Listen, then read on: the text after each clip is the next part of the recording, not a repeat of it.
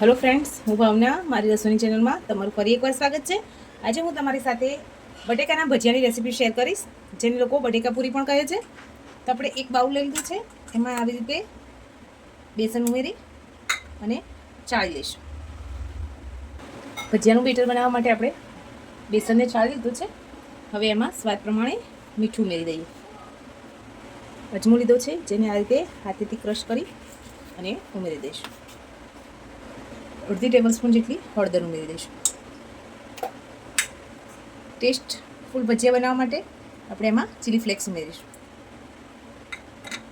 લીલા ધાણા ઉમેરી દઈએ। હવે થોડું થોડું પાણી ઉમેરતા એકદમ થીક પણ નહીં એવું બેટર બનાવી દઈશું। આપણે જ્યારે પણ કોઈ પણ રેસીપી બનાવવાની હોય તો એમાં બેસનનો યુઝ કરીએ તો એને હંમેશા ચાળીને લેવો, જેથી એમાં લમ્સ ના રહે। થોડું થોડું પાણી ઉમેરતા જઈ બેટર એકદમ પતલું પણ નહીં અને એકદમ થીક પણ નહીં એવું બેટર બનાવી દઈશું। હવે આપણું બેટર તૈયાર છે, એને ઢાંકીને 10 મિનિટ રેસ્ટ આપી દઈએ। એક મોટી સાઈઝના બટેકાને આપણે છોડીને લીધું છે। હવે એને આના સ્લાઇસની મદદથી એકદમ પતલું પતલું સ્લાઇસ કરી લઈએ। આ રીતની સ્લાઇસ કરવાની છે। આપણું બેટર 10 મિનિટ થઈ ગઈ છે। હવે એમાં ઈનો ઉમેરી દઈએ। તમે એમાં મીઠો સોડા પણ ઉમેરી શકો છો। હવે સરસ મિક્સ કરી દઈએ। તમે જોઈ શકો છો બેટર આપણું સરસ રેડી થઈ ગયું છે।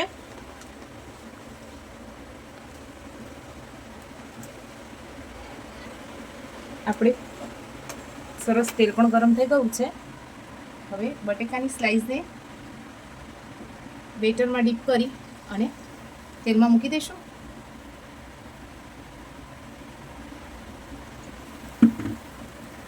આમાં ખાસ બેટરનું ધ્યાન રાખવાનું છે। જો આપણું બેટર એકદમ પતલું થઈ જશે તો બટેકા પર બરાબર ચોંટશે નહીં। એટલે આ રીતની કન્સિસ્ટન્સીવાળું રાખશો તો સરસ બટેકાના ભજીયા કે બટેકા પૂરી તૈયાર થશે। આ રીતે